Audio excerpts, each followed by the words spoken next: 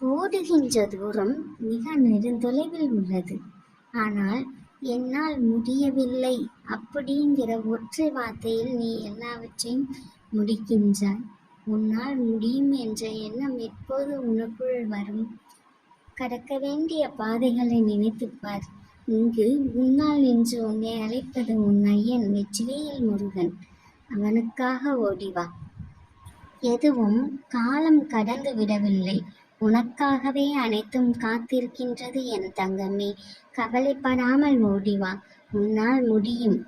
உன்னுடைய சோம்பலையும் உன்னை பற்றி உன்னுடைய தாழ்வு மனப்பான்மையும் உன் மீதே நீ படும் இரக்கத்தையும் பாவத்தையும் தூக்கி எறிந்துவிட்டு வெற்றி எனும் கனியை தொடுவதற்காக ஓடிவா.